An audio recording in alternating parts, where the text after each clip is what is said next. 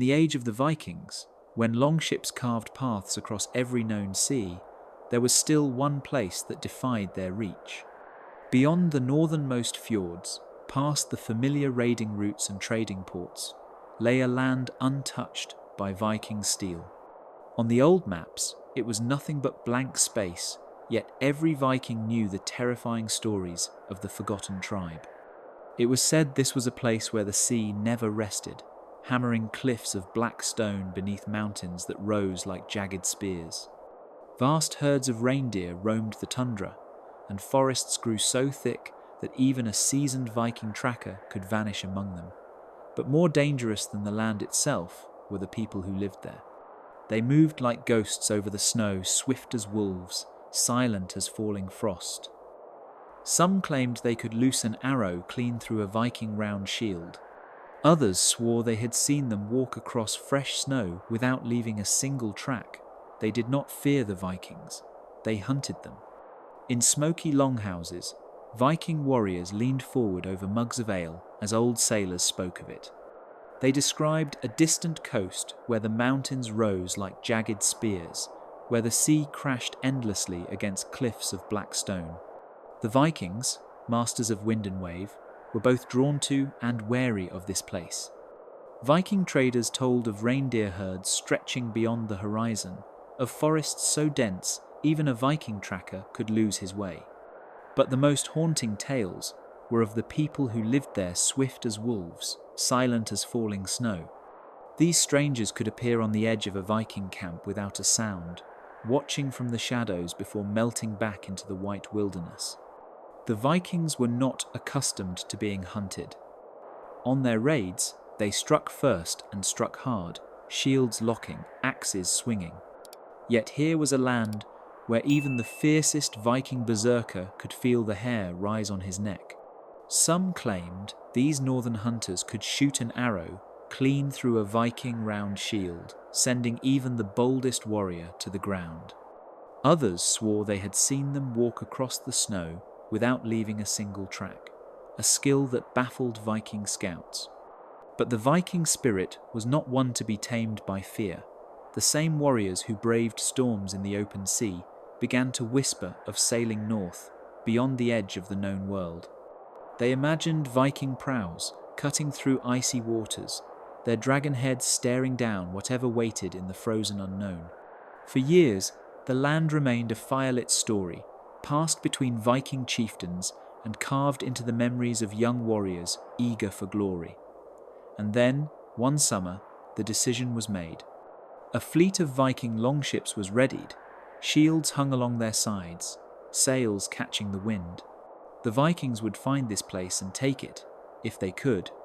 The sea was cold, the journey dangerous, but the Vikings had never been ones to turn from a challenge. Their axes were sharp, their hearts were ready, and soon their sails disappeared into the northern mist, chasing the land at the edge of maps. The Vikings sailed north into waters few dared to cross. Their longships creaked under the strain of icy swells, dragon-headed prows cutting through the steel-grey sea. The air grew sharper with every league, stinging Viking faces beneath their fur-lined helms. Frost gathered on the braided beards of the oarsmen, but their rhythm never faltered. The farther north the Vikings pushed, the stranger the world became. Icebergs drifted like pale giants in the distance, their frozen walls taller than the masts of the longships. The sea roared against them, waves slamming against oak hulls, but the Vikings' hands held the oars as if gripping the very fate of their voyage. Snow fell, even though it was high summer. The Vikings pulled their cloaks tighter, their shields now slick with frost. Yet none spoke of turning back, for they were Vikings, and the unknown was their proving ground. Days blended into nights, without the sun truly setting. In the dim half-light, the Vikings saw shapes in the mist, jagged black rocks jutting from the water like the teeth of some monstrous beast. The air carried the smell of pine and the faint cries of seabirds wheeling over unseen shores. When the first strip of land appeared on the horizon, a cheer rose from the longships. Viking helms gleamed in the weak sun as they stood, gripping spear shafts and axe handles. But this was no welcoming coast. The beaches were narrow and choked with boulders. Beyond them, dark forests loomed, heavy with snow even in the heart of summer. The Vikings beached their ships with the same precision they had used in countless raids. Shields were slung over their backs, swords hung at their belts, and axes rested in calloused hands. The crunch of snow under Viking boots was the only sound, until the wind shifted and carried with it something else, a distant, almost human call. Every Viking froze. Eyes scanned the tree line, but nothing moved. The forest stood silent, its shadows deep and unyielding. One chieftain, his cloak snapping in the wind, gave the order to move inland. The Vikings advanced in tight formation, shields locked, their breath misting in the air. They had come seeking glory, treasure, and perhaps new lands to claim for their jarls. But as they pushed deeper into the wilderness, some began to wonder if the land itself was watching them. For here, at the place where ice met endless sea, the Vikings had set foot in a realm that did not belong to them. And somewhere in those snowbound forests, eyes were watching. The Vikings had faced many enemies in their time. Saxon warriors in the west, Slavic tribes in the east, and rival jarls at home. But here, in the frozen wilds beyond the known world, they faced something entirely different. The first signs came silently. A Viking scout, sent ahead through the snow, returned with a splintered arrow in his hand. Its shaft was longer than any Viking arrow, the tip made of bone polished smooth. No one had heard the shot. No one had seen the archer. That night, the Vikings built their camp within a ring of shields, their longships drawn high onto the rocky shore. The firelight flickered over their helmets and the blades resting across their knees. Yet beyond the circle of fire, the darkness pressed close, as if the forest itself were holding its breath.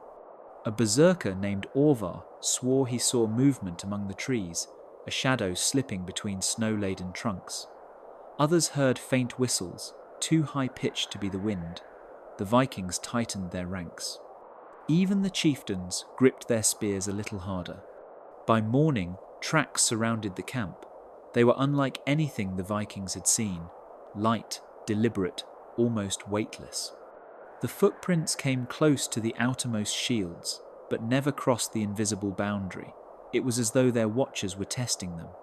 The Vikings called them the people without a name, for no one in the north had told of such folk before. They were said to wear cloaks of reindeer hide and boots that left no sound in the snow. Their bows, longer than a Viking's arm, could send an arrow silently into a man's throat before he could raise his shield. Some among the crew wanted to hunt these people down, to prove Viking dominance over any foe, but the older warriors cautioned against it. "You cannot fight what you cannot see," one said, running a thumb along the edge of his axe. That night, the Vikings doubled their watch.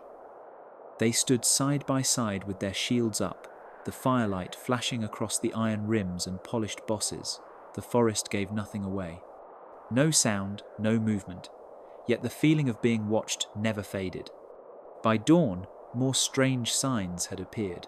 A single arrow stood upright in the snow at the camp's edge, perfectly balanced, pointing toward the trees. The Vikings understood. This was not a greeting. It was a warning. The Vikings did not turn back. Warnings were for farmers and merchants, not warriors who had crossed half the world in their longships. The chieftain ordered the men to move inland, deeper into the frozen forests, their shields slung over fur-clad shoulders, their axes gleaming in the pale light. Snow fell in slow, heavy flakes, muting every sound except the crunch of Viking boots. The trees here were ancient, their trunks wide enough to hide a warrior behind. The air was still, the kind of stillness that made the Vikings grip their weapons a little tighter. Then it happened, a flicker of movement, just at the edge of sight. A Viking named Harik spun toward it, shield raised, but saw only snow drifting between branches. The line of warriors pressed on, eyes sweeping the shadows. The first arrow came without warning. It struck the rim of a Viking shield with a sharp crack, splintering the oak. Another followed, burying itself in the snow at their feet. The Vikings roared, shields locking, forming a wall, as they had in 100 battles before. They caught glimpses, then figures darting between trees, cloaks blending with the whiteness, their movements swift and silent. A Viking hurled his spear, but it struck only bark. The enemy vanished before the shaft even hit the ground. A berserker charged into the woods, axe raised, his breath steaming in the cold. The others heard his war cry fade into the distance, then silence. Moments later, he stumbled back into view, his arm bleeding from a bone-tipped arrow, his eyes wide with something more than pain. The Vikings pushed forward in formation, their shields overlapping, their boots biting into the snow. But the forest swallowed every enemy they chased. Even the blood from the berserker's wound seemed to vanish on the pale ground.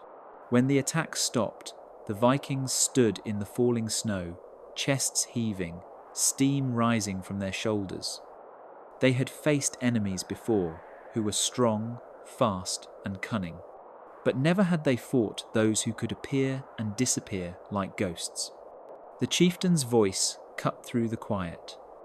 "We move, and we do not sleep with our shields down." That night, the Vikings camped with their backs to a frozen cliff, fires burning bright, spears planted in the snow around the perimeter. The shadows beyond the firelight moved as if alive, and every man knew the people without a name were still there, waiting for their chance. The Vikings marched on, their long axes resting across their shoulders, shields slung tight against their backs. The forest grew denser, the snow deeper, and still the enemy did not strike again. But the Vikings knew they were not alone. It began with sounds at the edge of hearing, a twig snapping behind the column, the whisper of something moving parallel to them through the trees. The older warriors glanced over their shoulders more often, their hands never leaving their weapons. By midday, the Vikings reached a frozen river. The long line of warriors crossed cautiously, boots scraping on the ice, shields glinting under the weak sunday.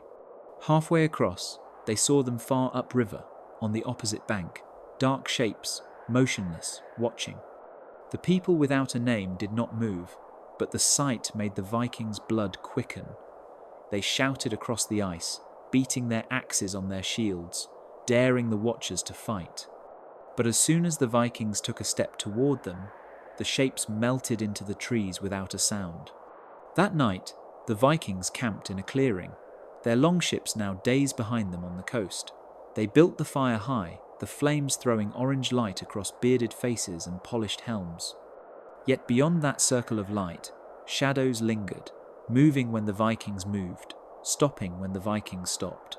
The berserker Orvar swore he heard breathing in the dark. Another claimed to see eyes glinting between the pines. The chieftain gave strict orders no man was to leave the shield wall alone. Even to fetch water from the stream, they went in pairs, weapons ready. By dawn, new signs appeared. A set of footprints traced the camp's edge in a perfect circle, as if the enemy had walked around them while they slept. Not a single print led away. The Vikings searched the tree line, but found nothing. As they broke camp, one Viking found something wedged into the haft of his axe, a small carving of a human face, whittled from bone. Its expression was strange, neither angry nor afraid, but watching. Always watching. The Vikings marched faster that day, their formation tighter, their voices lower. Every step felt as if they were walking deeper into a hunt, and not as the hunters. The Vikings woke to a sky the colour of steel. The air was heavy, damp, and unnervingly still.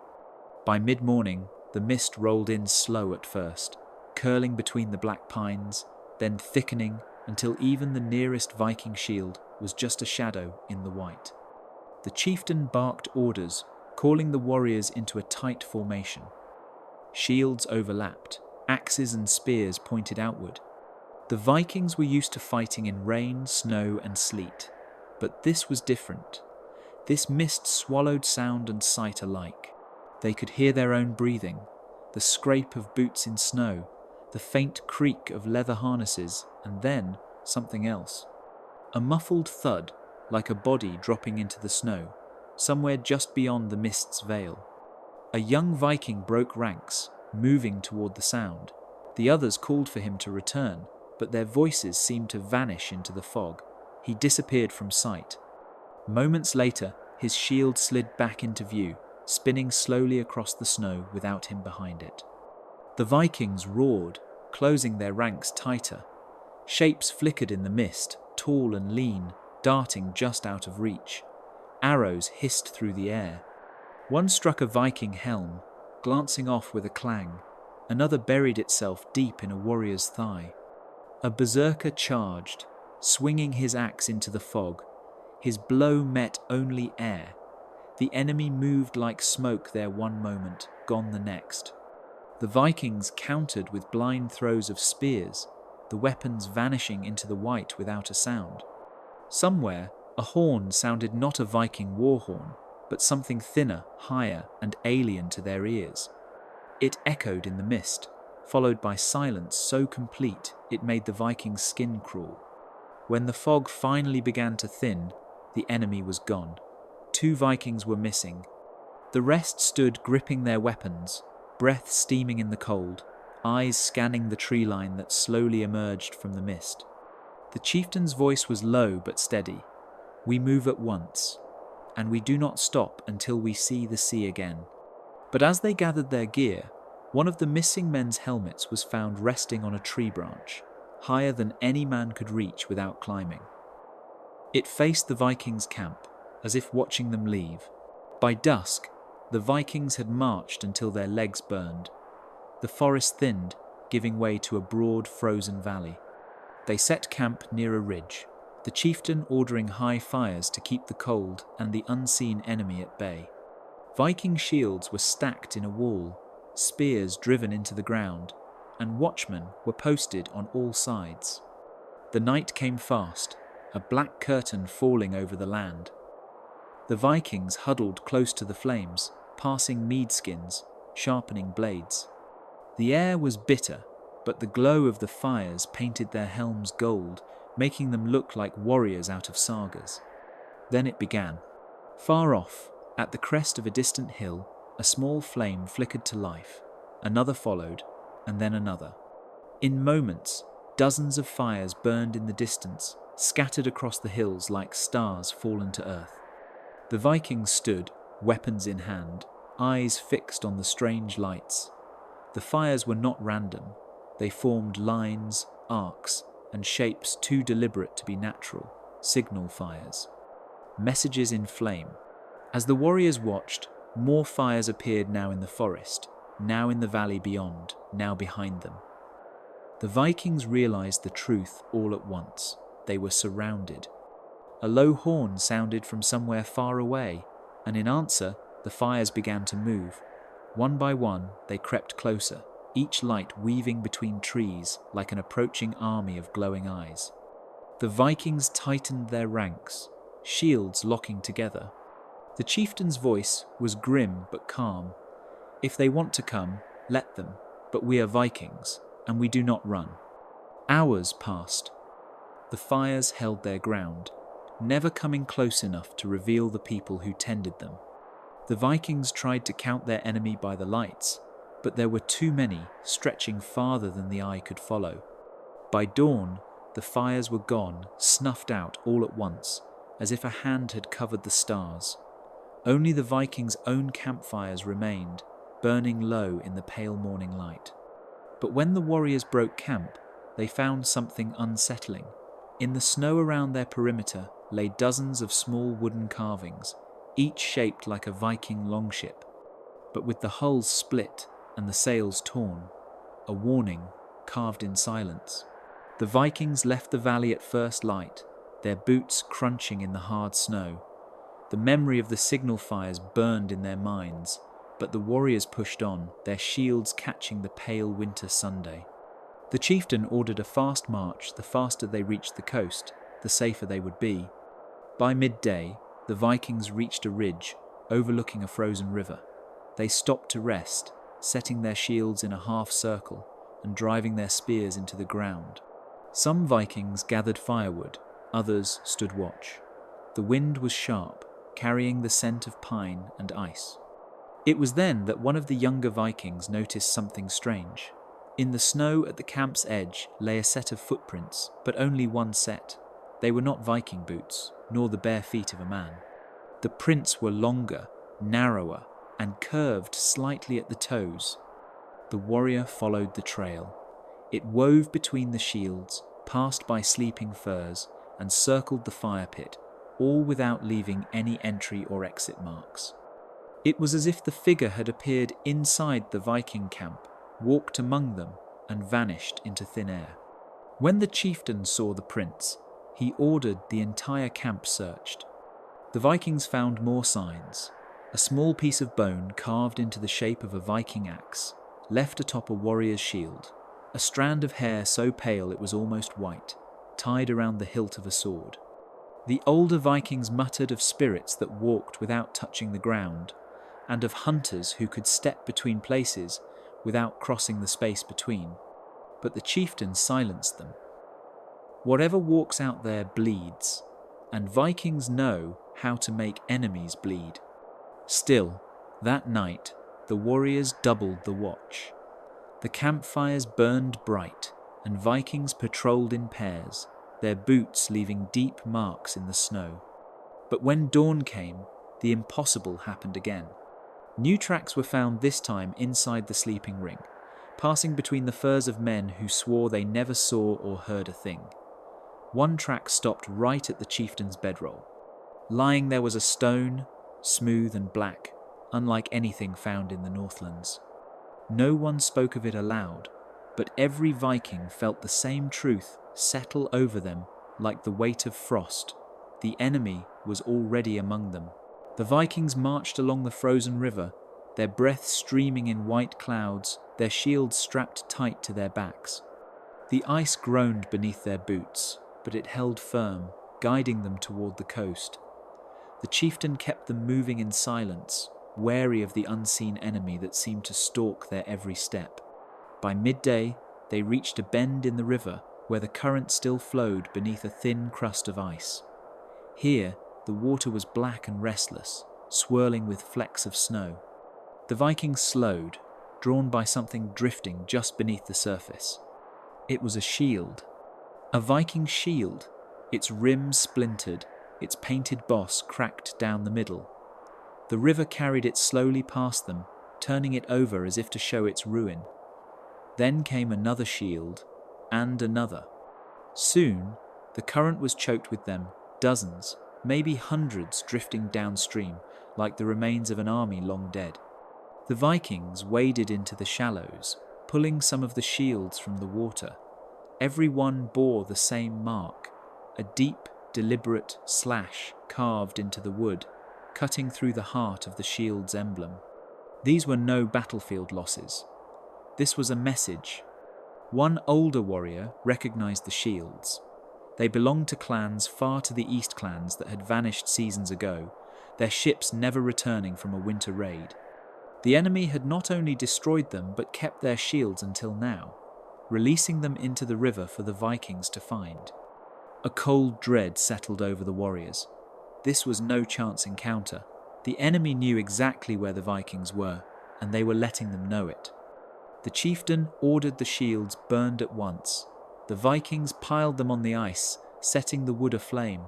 The black smoke twisted upward into the grey sky, a defiant signal to whoever watched from the trees. But as the fire burned, the river carried new shapes toward them. Not shields this time, but the splintered remains of Viking oars and the broken prow of a longship, its dragon head split clean down the middle. The warriors stood in silence, the only sound the hiss of ice breaking in the current. Every Viking understood the message now. The river was a grave, and the next longship to join it could be theirs. Night fell heavy over the Viking camp. The forest rose around them like a wall, black pines swaying in the wind. The Vikings built their fires high, the flames crackling against the cold. Shields were stacked in a circle, and the long spears stood like silent sentinels. The chieftain ordered every Viking to sleep with his sword at hand. The river's message still burned in their minds, and no one trusted the quiet. It began with a single voice.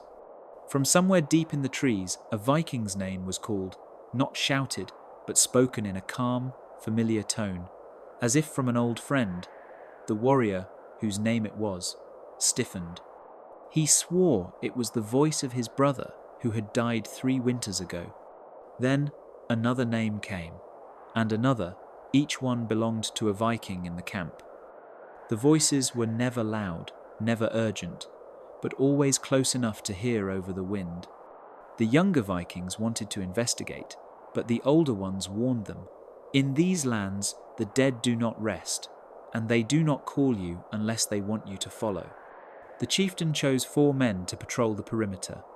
They circled the fires, peering into the dark, their boots sinking into the snow.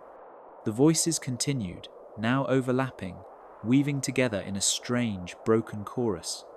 One Viking guard swore he saw movement, a pale figure standing between 2 pines, its shape half hidden by drifting snow. But when he stepped toward it, the figure slid silently back into the shadows, leaving no footprints. Back in the camp, the voices shifted. They no longer called names, but began speaking in a strange, slow tongue none of the Vikings recognized. The words felt old, older than the sagas, older than the gods themselves. The chieftain stood, his hand tight on his axe. "We do not answer," he told the men. "Whatever speaks in those trees is not kin to Vikings." But the voices grew louder, and this time they all spoke in perfect Norse. "Come home." The wind carried the words through the camp like smoke.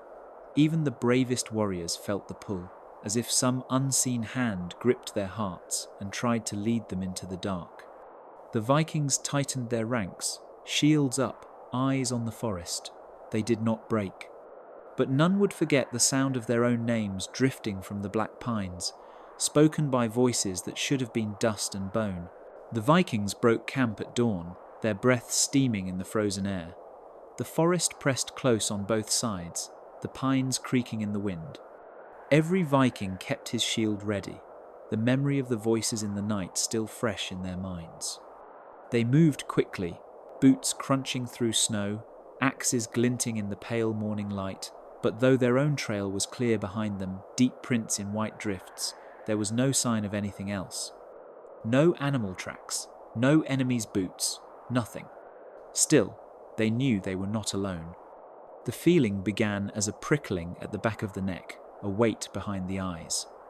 The Vikings glanced over their shoulders, certain they would catch sight of movement. But every time they turned, they saw only the empty path they had left behind.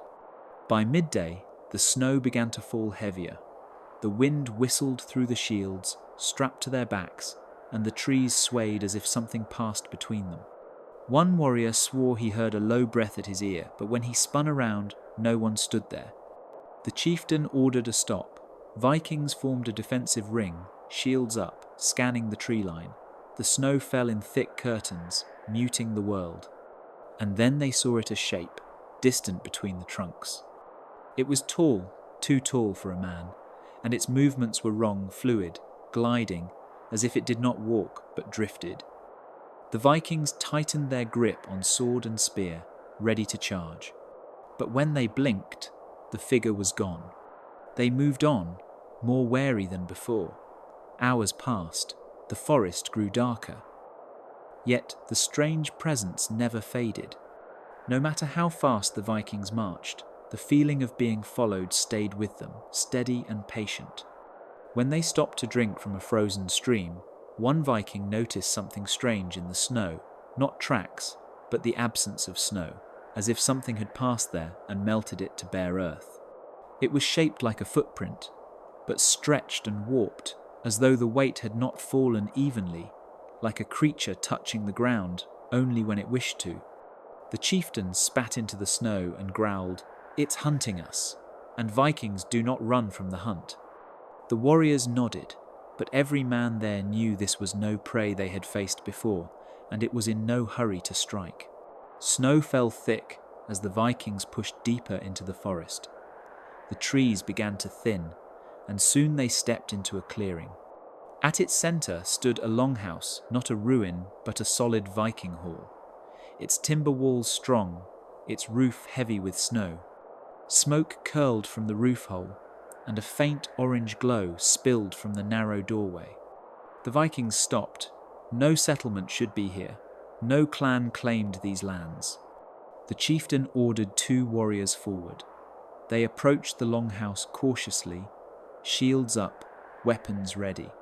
The carved doorposts were in the old style, older than any village they knew, marked with runes so weathered they were nearly worn away. Yet the air smelled of fresh pine smoke, and somewhere within came the faint crackle of a fire. Inside, the hall was warm, too warm. A great fire roared in the hearth, logs hissing as the sap boiled. Long benches lined the walls, and shields hung overhead, each painted in the colours of long-forgotten Viking clans. But no one was there. The feast tables were set. Bowls of steaming stew sat untouched, the meat still hot, drinking horns brimmed with mead. The Vikings looked at one another uneasily. In the far corner, a massive bed was piled with furs, the covers pulled back as if someone had just risen from them. One warrior whispered that the place felt like walking into a dream. Another said it was more like stepping into a grave where the body had not yet noticed it was dead. The chieftain ordered the hall searched.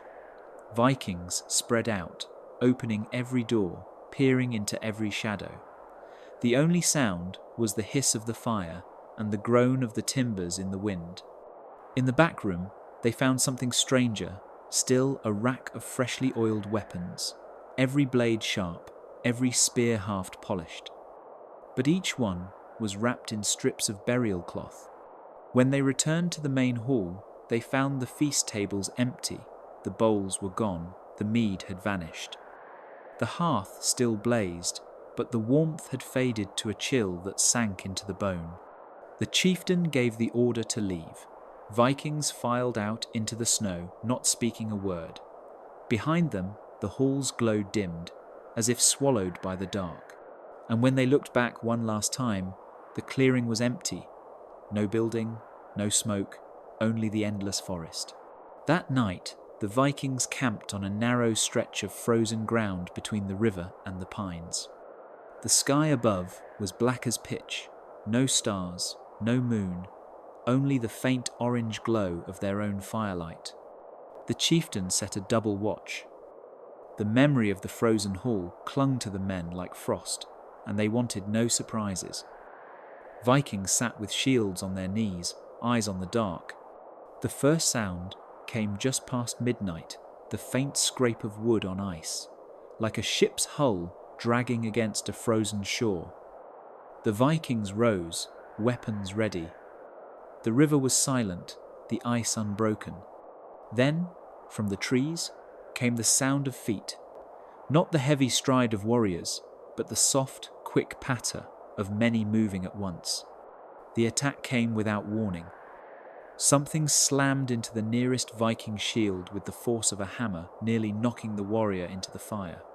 Another man cried out as his spear was wrenched from his hands and thrown into the snow. But no enemy could be seen. The Vikings fought at empty air, their swords meeting nothing but wind. Still, the blows kept coming, sharp strikes to the ribs, sudden pulls at their cloaks, quick slashes across their arms. It was like battling shadows that knew exactly where to strike.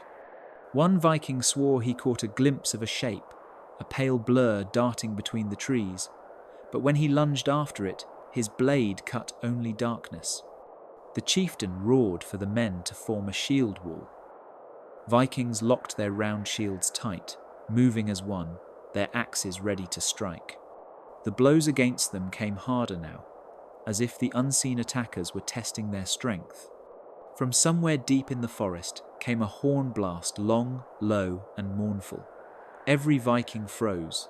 The attack stopped instantly, the night falling silent once more. For a long moment, they stood listening, the only sound their own ragged breathing. Then, slowly, the sky began to lighten with the first grey hint of dawn. Whatever had attacked them in the moonless night had vanished with the darkness. The chieftain looked at the men, his face grim. "We've been marked," he said, "and Vikings know once the hunt begins, it does not end." The Vikings marched in silence through the pale light of morning, their breath trailing like smoke. The forest had thinned, giving way to a deep gorge that split the land in two. The river at its base was frozen solid, its white surface fractured like shattered glass. They followed the edge until they came to a crossing, a bridge that made every man stop in his tracks. It was built not from wood or stone, but from bones.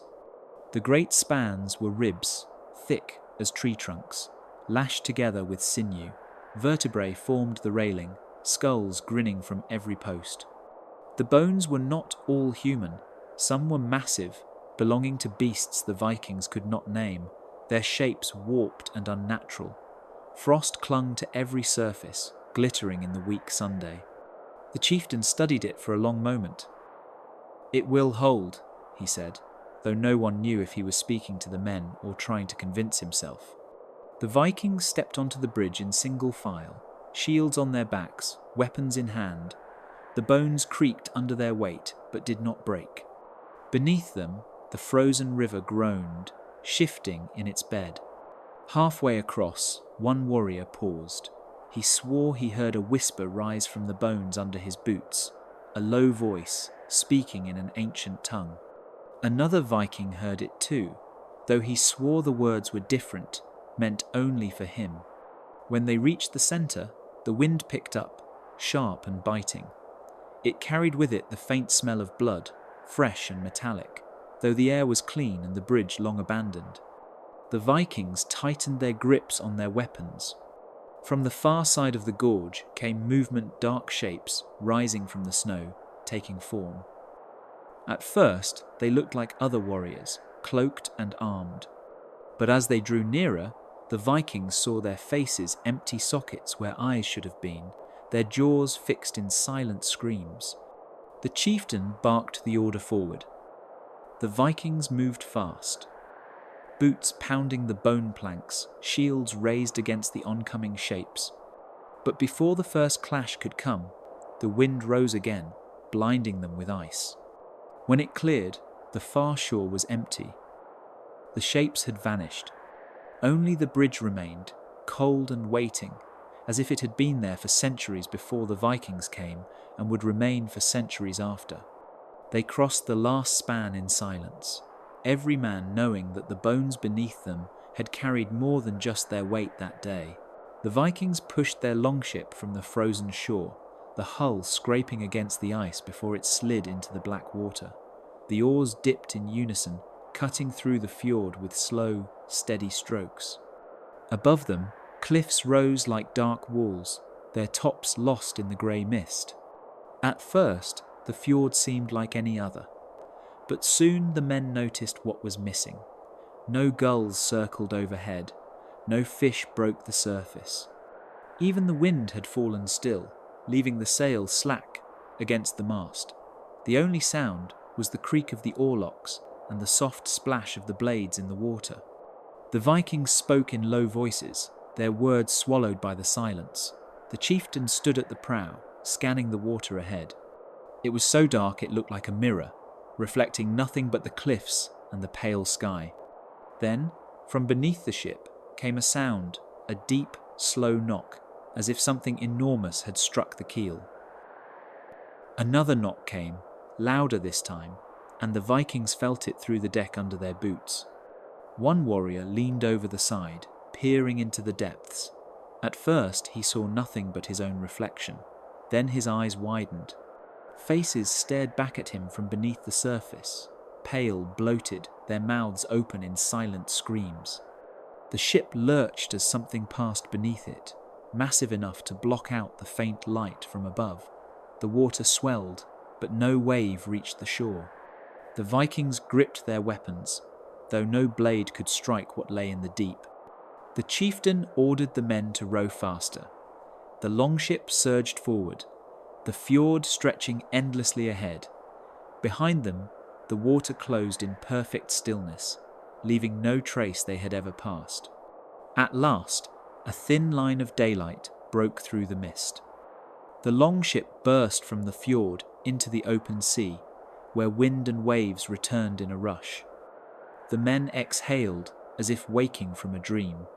But when they looked back, the fjord was gone, no cliffs, no mist, only the endless horizon.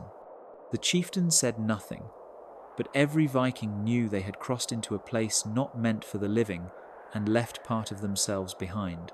The sea was rough that morning, grey waves pounding against the longship's hull. The Vikings bent their backs to the oars, the salt spray freezing in their beards. The coastline loomed to their left, a jagged line of cliffs that rose straight from the water, dark against the pale winter sky. It was one of the younger Vikings who saw it first. High above, near the cliff's edge, a lone figure stood. The man, if it was a man, was tall and broad-shouldered, wrapped in a heavy fur cloak. Even from this distance, the Vikings could see the glint of a helm shaped like a wolf's head. He did not move, did not wave, did not call. He simply stood, watching them. The chieftain ordered the men to keep rowing, but every Viking's eyes kept drifting back to the cliff. The figure remained, always in the same place, the same stance. As the longship moved down the coast, the cliff face changed, bending inland, breaking into gullies and sharp ridges. Yet every time they glanced up, the watcher was there. It was as if the land itself shifted to keep him in sight. One warrior swore he saw the watcher's head turn, following the ship's path. Another claimed that when the sun broke briefly through the clouds, the figure cast no shadow. They rowed harder, the longship cutting through the waves, the Vikings' muscles burning with effort. Yet when they rounded a rocky outcrop, the watcher appeared again, closer this time, his cloak rippling in the wind, though the Vikings felt none. By late afternoon, the cliffs gave way to a sheltered bay. The chieftain ordered them ashore, hoping the land might offer rest and firewood. The Vikings pulled the longship onto the pebbled beach, their boots crunching in the frost. When they looked back to the cliffs, the watcher was gone. Only gulls circled above now, their cries sharp in the cold air. But as the Vikings built their fire, one man glanced at the tree line above the beach and froze. The watcher stood there, no longer a distant silhouette, but close enough that they could see the black eyes beneath the wolf helm, fixed on every one of them. And this time he smiled. The longship's prow cut through the mist as the Vikings neared land. At first, the shoreline looked like any other, a thin strip of sand between the sea and the forest. But as the fog thinned, the men began to see shapes jutting from the ground. Spears, hundreds of them, maybe more, rising at odd angles from the frozen earth. Some were splintered, their shafts grey with age, others still bore iron heads, dark with rust. The Vikings stared in silence. Not a single spear seemed to belong to the same hand. Some were carved from ash, some from yew, others bound with leather or inlaid with bronze. They were the weapons of many lands, many warriors, planted here in the sand as if grown from the ground. The chieftain ordered the men ashore. Boots crunched on frost-coated pebbles as the Vikings stepped between the spears. The place felt heavy, as though the air itself carried the weight of 1,000 battles. One Viking reached out to touch a spear. The moment his fingers brushed the shaft, a sound rolled over the beach, not the crash of the waves, but the roar of men in battle. The Vikings froze. The noise swelled, echoing off the sea, and for a heartbeat they were standing not on a quiet shore, but in the midst of a war. Shadows formed between the spears' warriors locked in combat, their blades striking in silence, their mouths open in screams the Vikings could not hear. The shadows paid no mind to the living men among them, fighting and falling over and over, the same battle trapped in endless repetition. The chieftain raised his axe, but the vision faded as quickly as it had come. The spears were still, the beach silent. They did not linger. The Vikings returned to the longship, their eyes fixed on the water ahead. But as the oars bit into the sea, one warrior looked back. The spears were no longer alone. Figures now stood among them, tall, armoured shapes, watching the Vikings depart. And in their hands, they each held a spear, ready to plant in the sand when the time came. The wind had died, leaving the Viking longship drifting over a still black sea. The sky was overcast, the air heavy with the scent of rain. The Vikings sat in silence, their oars at rest, waiting for the breeze to return. It was one of the older warriors who noticed it first, a faint golden shimmer deep beneath the hull.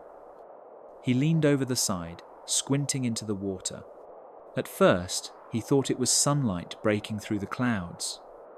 But the light didn't move with the waves. It pulsed, slow and steady. Soon, all the Vikings were peering into the depths. The shimmer grew, revealing the outline of a great structure far below columns and arches carved from pale stone, wide doors flanked by statues of warriors in helmets and cloaks. It was a hall, vast and silent, standing proud on the ocean floor. The chieftain ordered the sail lowered, letting the longship drift directly above the glowing hall. As they stared down, movement flickered between the columns, tall shapes, clad in mail, their forms wavering as if seen through heat. They walked the length of the hall in pairs, their shields strapped to their backs, their heads bowed. A low hum rose from the water, deep enough to vibrate through the Vikings' bones. One man swore he could hear voices chanting in an old tongue, older than the sagas, older than the gods themselves. Another claimed he saw the statues' eyes open, their gaze following the ship's path. Then, without warning, the hall's great doors swung wide. From the darkness within came a current of cold water that rocked the longship. Something moved in the shadows, a figure taller than any Viking, its helm crowned with coral, its beard trailing like kelp. It raised a hand as if to beckon them down. The chieftain tore his gaze away and barked for the men to row. The longship surged forward, breaking the shimmer's spell. Behind them, the glow faded until only the black sea remained. That night, the Vikings kept the longship far from shore, unwilling to hear the deep call again. But more than one man dreamed of walking the hall beneath the waves, and of the throne that waited at its heart. The Vikings had been sailing for 3 days along a jagged coastline when they first saw it, a mountain that glowed in the twilight, yet no smoke or fire rose from its peak. The chieftain stood at the prow, his hand shading his eyes. The mountain's sides shimmered faintly, as if its stone held molten gold beneath the surface. They rowed into a narrow fjord that led toward it, the cliffs on either side casting long shadows over the longship. The air grew warmer the closer they came, though no scent of smoke touched the wind. When they beached the ship, the Vikings disembarked, their boots crunching on black sand. The mountain loomed ahead, its slopes streaked with strange glowing veins. One of the younger warriors placed his hand against the rock and swore he felt it beating, like the chest of some great sleeping beast. The climb was steep. The Vikings moved in single file, their shields slung across their backs, their breath steaming in the cool air. The higher they went, the more the glow intensified, until the stone itself seemed alive with light. At the summit, they found no crater, no roaring flame. Instead, there was a hollow basin filled with boulders that pulsed faintly, each one warm to the touch. The Vikings gathered around as the chieftain lifted one of the stones. It was light in his hands, too light for its size, and when he struck it against his axe, it rang like a bell. The sound rolled down the mountain, deep and long, and in the silence that followed, the Vikings heard something answer. From the far side of the basin, shapes emerged.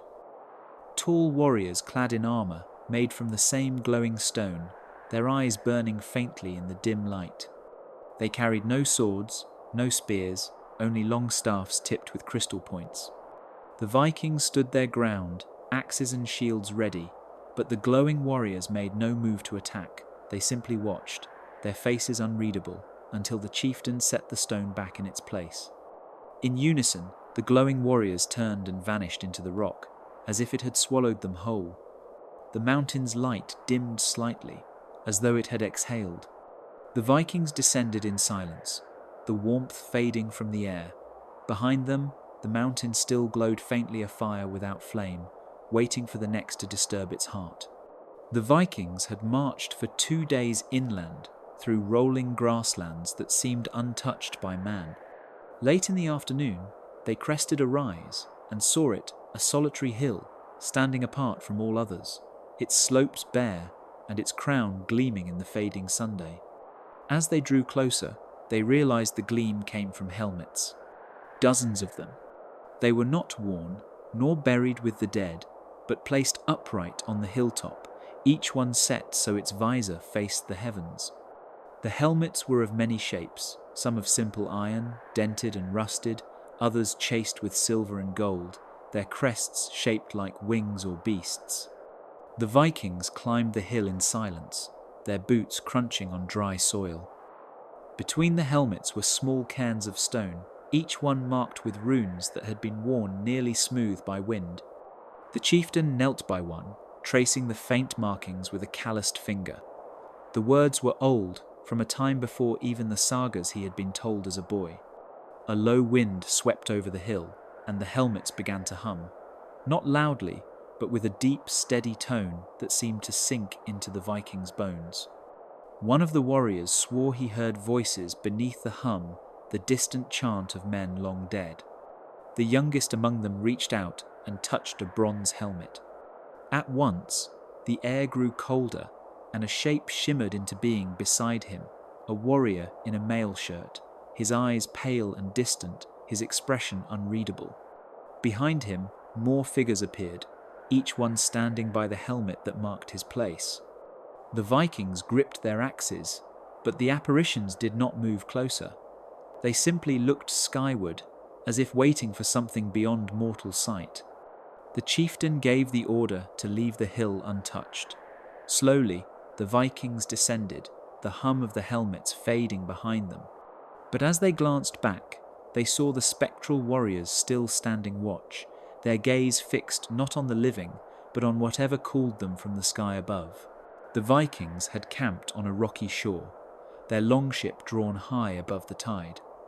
All night the sea was restless, waves hissing against the stones as the warriors took turns at watch. In the darkest hour before dawn, a mist began to roll in thick, pale and silent as it crept across the land. When the first light touched the horizon, the Vikings saw it. A village? It stood just beyond the dunes, where the night before there had been only empty grass. Wooden houses with steep thatched roofs glistened with dew. Smoke curled from chimneys, and the smell of baking bread drifted on the wind. Chickens clucked in narrow lanes. The chieftain ordered the men forward. They moved cautiously, their shields on their backs, axes in hand. As they entered the village, they saw men and women in simple wool clothing, their faces pale in the morning light. The villagers greeted them warmly, offering food and drink. One Viking bit into a crust of bread warm, soft, real. Yet he noticed the woman who gave it to him left no footprints in the damp earth. Another warrior passed by a house and glanced through the open door, only to see no interior at all, just more mist swirling inside. The chieftain demanded to know the name of this place, but the villagers only smiled and told him to eat quickly, for the day would soon begin. The sun edged higher, and the mist began to thin. The Vikings noticed the edges of the houses becoming hazy, the chickens growing faint, the sound of voices fading like echoes in a cave. Then, as the first full beam of sunlight struck the shore, the entire village vanished. The Vikings stood in an empty field, their boots wet with dew, their hands still holding half-eaten bread that crumbled into dust between their fingers. That night, they camped on the same shore again, hoping to see the village once more, but the mist never came, and the dawn broke over nothing but grass and wind. The Vikings had been following a frozen river for 2 days, its surface cracked and glistening under the pale Sunday. The land around them was empty tundra, broken only by jagged outcrops of black stone. On the third morning, they came to a chasm, wide, deep, and echoing with the rush of unseen water far below. Spanning it was a bridge. From a distance, it looked like pale timber, but as the Vikings drew closer, they saw the truth. It was made of bones. Massive ribs, arched high above, joined together with lengths of spine and strange thick plates like the shields of sea beasts. The bones were bleached white by wind and time, yet they still bore marks of great violence, cracks from crushing blows, deep grooves where something's teeth had bitten through. The chieftain stepped onto the bridge first, his boots crunching against the bone surface. It was solid, but the sound carried far into the chasm, echoing like the strike of a war drum. The rest of the Vikings followed, their shields strapped tight, their hands never leaving their axe hilts. Halfway across, they found carvings, runes, cut directly into the bone. The symbols spoke of giants who had once ruled this land, their bodies so vast they could form a crossing even in death. Some runes were warnings, others blessings, though their meanings were twisted by age. A cold wind rose from the chasm, carrying with it the deep, distant sound of something moving in the dark. The youngest Viking peered over the edge and swore he saw eyes far below 2 pinpricks of pale fire watching from the black water. The chieftain urged them onward, and they quickened their pace. Behind them, the bridge creaked, as if shifting under its own weight.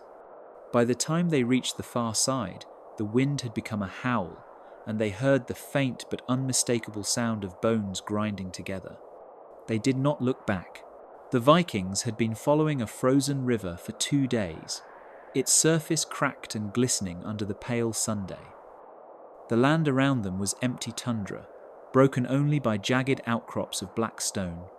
On the third morning, they came to a chasm wide, deep, and echoing with the rush of unseen water far below. Spanning it was a bridge. From a distance, it looked like pale timber, but as the Vikings drew closer, they saw the truth. It was made of bones. Massive ribs arched high above, joined together with lengths of spine and strange, thick plates like the shields of sea beasts. The bones were bleached white by wind and time, yet they still bore marks of great violence, cracks from crushing blows, deep grooves where something's teeth had bitten through.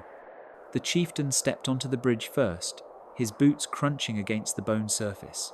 It was solid, but the sound carried far into the chasm, echoing like the strike of a war drum.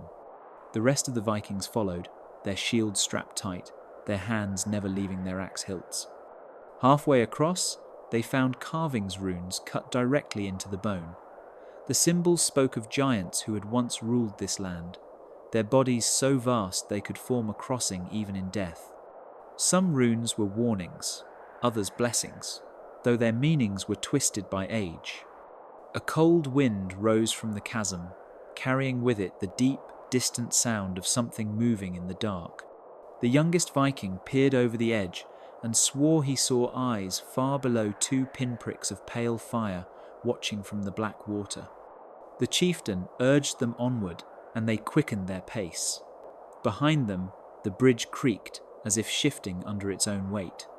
By the time they reached the far side, the wind had become a howl, and they heard the faint but unmistakable sound of bones grinding together. They did not look back. The Vikings had sailed for days through cold, grey seas, their longship cutting across swells that seemed to rise from nowhere.